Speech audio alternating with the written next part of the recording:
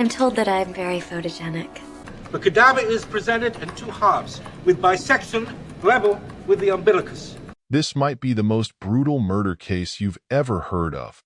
A meticulously arranged corpse, horrifying torture endured while alive, and an unsolved mystery that remains to this day. No other case has encapsulated such a blend of mystery, cruelty, and extreme violence, attracting countless death aesthetics enthusiasts who deem it the perfect interpretation of a Gothic black fairy tale. Even after more than 70 years, the case remains unsolved, and the killer is likely no longer among the living. This is the Black Dahlia murder case of 1947, one of the most famous unsolved cases in American history. This case has inspired numerous cultural works, including novels, films, TV series, music, and more. The most renowned of these is James Ellroy's novel The Black Dahlia, and the film adaptation directed by Brian De Palma, starring Josh Hartnett and Scarlett Johansson. The movie was released in 2006. Beyond the novel and film, the Black Dahlia case has also inspired many other works, such as the opening of the 9th episode of the first season of the TV series American Horror Story, featuring a ghost character based on the Black Dahlia residing in the house once owned by Dr. Hansen. The musical The Black Dahlia, created by Frank Wildhorn, telling the story of Short and her friends chasing their dreams in Hollywood. The song Black Dahlia by the rock band Hollywood Undead, expressing sympathy and pity for Short. The painting Black Dahlia, depicting a woman's head split in half, possibly as a tribute or implication towards Short. Even though decades have passed, the case still arouses people's interest and curiosity. Elizabeth Short, as a young and beautiful woman, was supposed to have a bright and happy future, but met with such a cruel and merciless fate. Who was the real killer? Why did they kill her? Did she receive the respect and justice she deserved? Today, with these questions in mind, let's revisit this century-old cold case.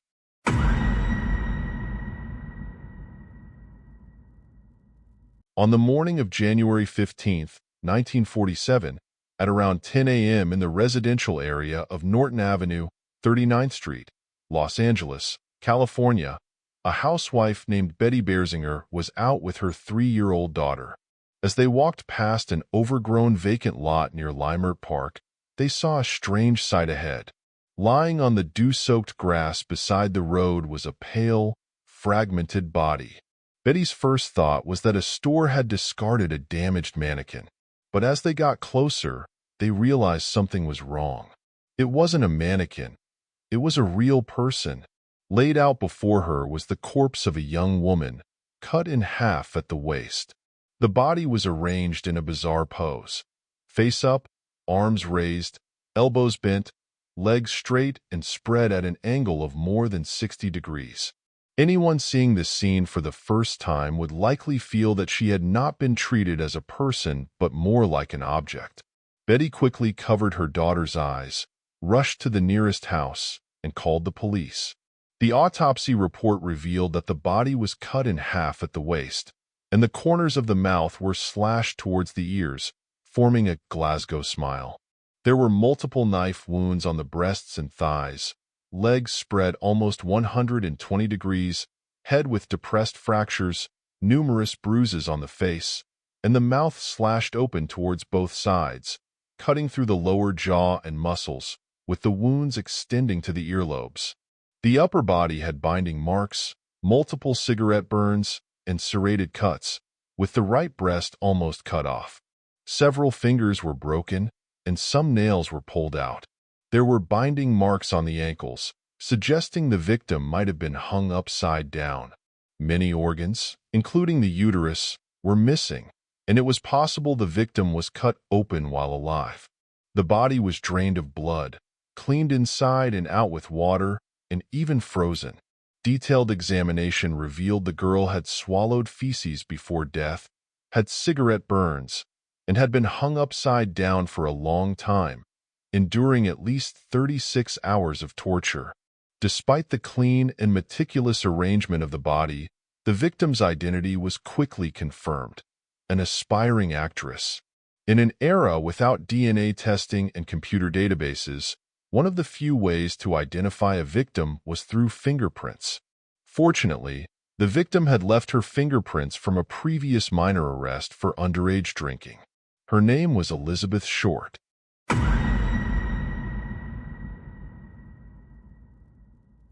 Elizabeth Short, known as the Black Dahlia, was born on July 29, 1924, in Medford, a small town near Boston.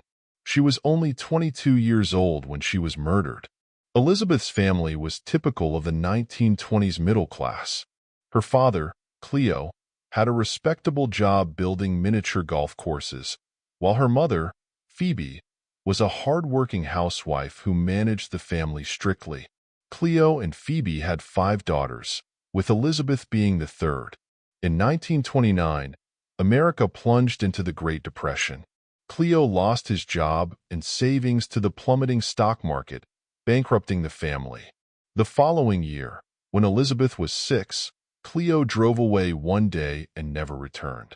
Police found his empty car on a bridge, concluding he had jumped into the Charles River. Cleo left no inheritance, and Phoebe, after grieving, had to shoulder the burden of raising 5 daughters alone. She moved them into a small apartment and worked as a bookkeeper while taking care of her children.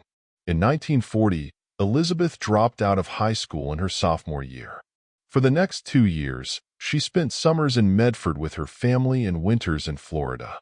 The warm, open environment of Florida during her adolescence shaped her personality. In 1942, Phoebe received a letter from her deceased husband.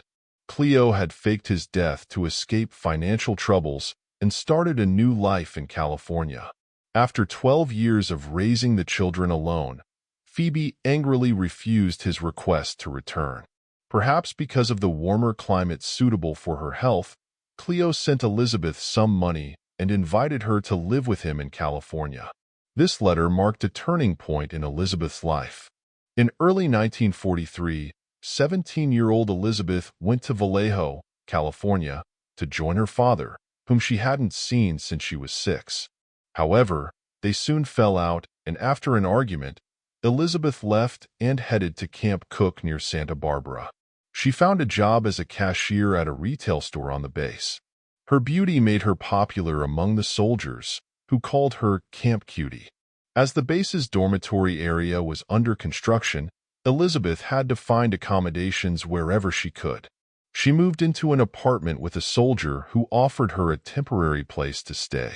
In September 1943, one evening while dining with friends, police checked the drinking ages. The legal drinking age in California, like many other states, was 21, and Elizabeth was not yet 19. Some who knew Elizabeth said she never drank herself and was arrested because others at her table were drinking. This 1943 arrest and her previous work at the Air Force Base left her fingerprints and photos in the government system.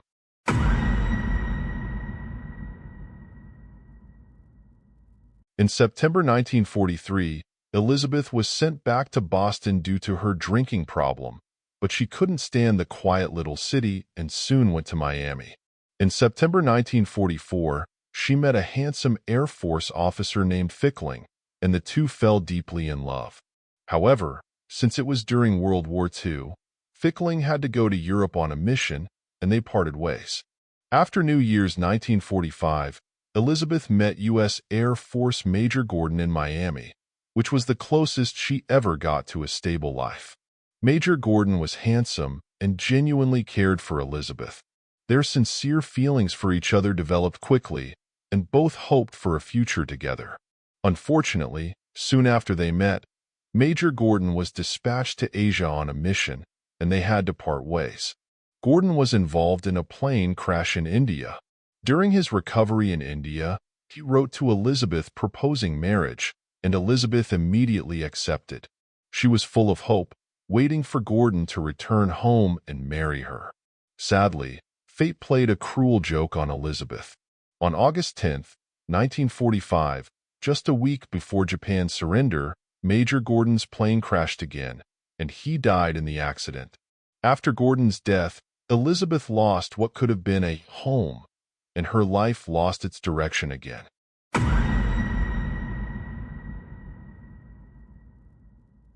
Before the murder, Elizabeth met Hollywood bigwig Mark Hansen, who owned well-known theaters and nightclubs. On October 1st, 1946, she moved into his house. After Elizabeth's death, Hansen became a prime suspect. Hansen, 34 years older than Elizabeth, had his wife and children living in another mansion. Hansen was very lecherous and often hosted other down-and-out models and actresses in his downtown house. When Elizabeth moved in, a 24-year-old actress and model named and was also living there.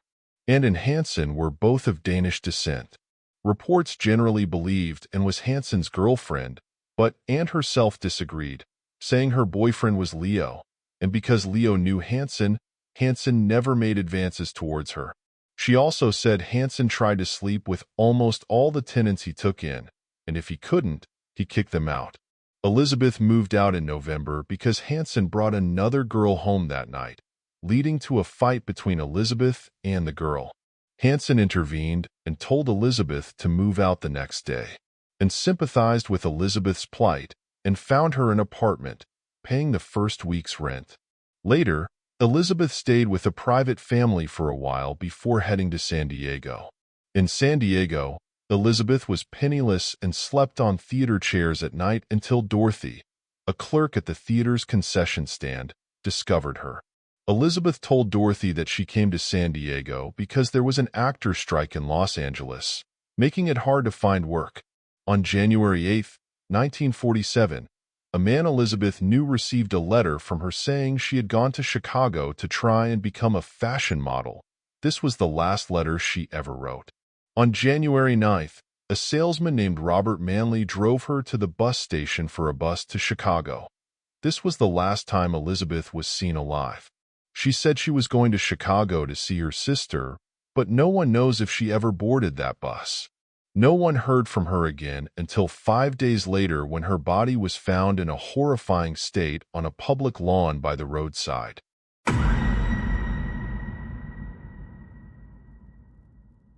Suspect 1. Robert Manley. As the last person to see the victim, Robert Manley was immediately arrested by the police. Robert insisted that he had only dropped her off at the hotel and had not seen her since. The police subjected him to 2 polygraph tests and even administered a truth serum. Robert passed all the tests, proving his innocence. On January 9, 1986, Robert died after falling down the stairs in his home. This was exactly 39 years to the day since he last saw Elizabeth.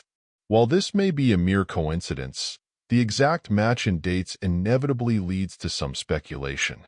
Suspect 2. Mark Hansen. The police suspected Hansen mainly for 2 reasons. Elizabeth's personal belongings included an address book signed by Mark Hansen, indicating that the book originally belonged to him. Whether the names inside were written by Elizabeth or Mark remains unknown. Mark had certainly pursued Elizabeth but was rejected. Theoretically, this gave him a motive for murder.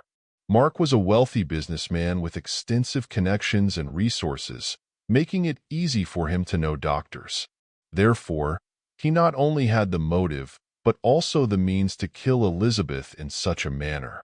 However, due to a lack of evidence, the police never charged him. Suspect 3. George Hodel. In 1999, retired Los Angeles police officer Steve Hodel rushed to the Philippines upon hearing of his 91-year-old father George's death to handle his affairs. While sorting through his father's belongings, Steve found a photograph that, upon examination, bore a 90% to 95% resemblance to Elizabeth. Steve had served 24 years in the LAPD, investigating over 300 independent murder cases. He spent several years gathering numerous clues related to the Black Dahlia case and eventually concluded that his father, George Hodel, was the killer. He published 5 books and created a website dedicated to analyzing these clues, which are highly credible. Interested parties can check it out. First, The killer's method of dismembering the body was highly professional, requiring genuine surgical skills, which George possessed as a former surgeon. He also had his clinic, ostensibly treating venereal diseases but secretly performing illegal abortions for Hollywood stars and politicians. Back then, abortion was illegal in the United States. Consequently, George held many politicians' secrets and had strong political connections. Secondly, shortly after Elizabeth's body was discovered, a newspaper received a taunting letter from the killer. Steve took documents with his father's handwriting from home, and experts confirmed that the handwriting matched the letter. Additionally, before Elizabeth's body was found, someone had seen a black car at the crime scene, resembling George's Packard. Steve also discovered that during the investigation of the Black Dahlia case, the LAPD had listed George as a prime suspect. In 1949, George was accused of sexually assaulting his 14-year-old daughter. Believing that the killer had a medical background, the police paid close attention to doctors with misconduct. Although there were 3 witnesses in the sexual assault case, it was ultimately dropped. George's private life was chaotic. He had 3 marriages and fathered 11 children with 5 women. Between February 15 and March 27, 1950, the police installed a bug in George's house, capturing several suspicious recordings. On February 19, 1950, at 8:25 p.m., they heard a woman screaming. Strangely, there had been no prior sounds of a woman, suggesting she was either gagged or previously confined. Later that night, George said to an unknown person, "When I realized I couldn't do anything, I just put a pillow over her head and wrapped her in a blanket. Called a cab. 12:59 death. They thought there was something untellable.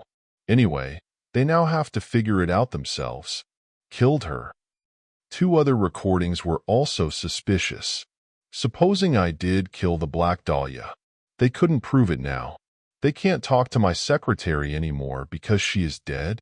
This is the best payoff I've seen between law enforcement agencies. And I'd like to get a connection made in the DA's office.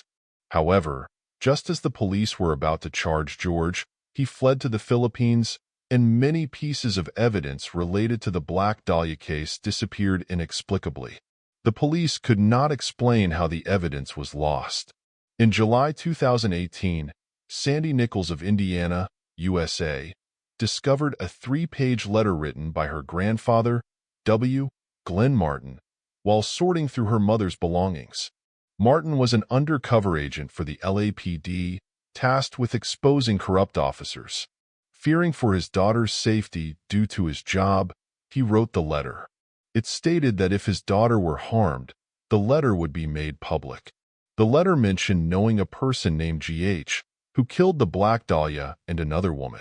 He was certain the police were protecting G.H. and had let him go. G.H. stood for George Hodel. A detective involved in the case told the American media that whoever killed Short was likely dead by now. The only regret is that the public will never know the killer's identity. Some cases may remain unsolved forever, beyond the reach of justice. 2 things in the world should never be directly looked at: the sun and the human heart. Because of the repeated evil deeds, the Black Dahlia case remains chilling. I fear because good people can turn out to be bad. In comparison, the participants and onlookers in this tragedy are the most terrifying.